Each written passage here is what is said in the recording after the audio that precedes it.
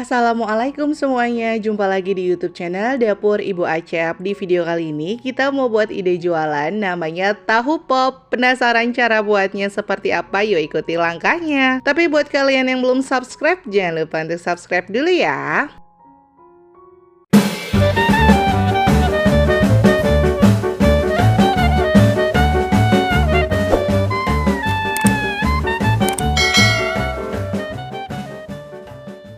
Siapkan 11 tahu putih. Ini saya beli di pasar dengan harga Rp5.000 saja. Langkah berikutnya, kita haluskan tahu putihnya, bisa diulek atau menggunakan chopper. Hasilnya seperti ini yang sudah halus.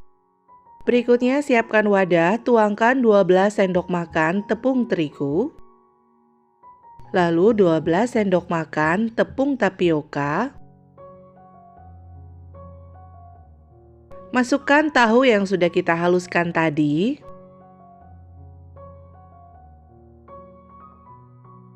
Lalu masukkan 4 batang sosis yang dipotong kecil seperti ini. Setelah itu tambahkan 1 batang daun bawang yang diiris tipis.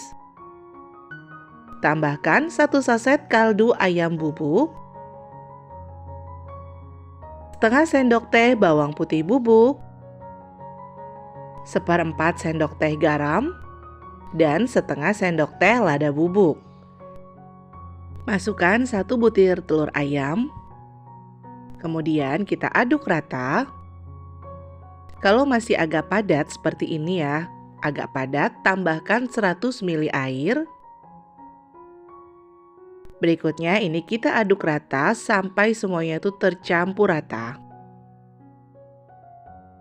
Nah, kalau sudah rata seperti ini, kemudian kita panaskan minyak. Lalu kita ambil kecil-kecil adonannya menggunakan garpu. Dan ini kita goreng sampai matang. Gunakan api sedang saja. Sisi bawahnya sudah matang, kita balik. Atau kita juga bisa panaskan minyak yang lumayan agak banyak. Nah, ini sudah matang, kemudian kita angkat dan tiriskan. Seperti ini hasilnya yang sudah digoreng dan sudah matang. Kalau sudah seperti ini, siapkan tusuk sate lalu isi dengan 4-3 tahu pop seperti ini. Ini saya isi dengan 4 tahu pop. Lakukan terus sampai selesai.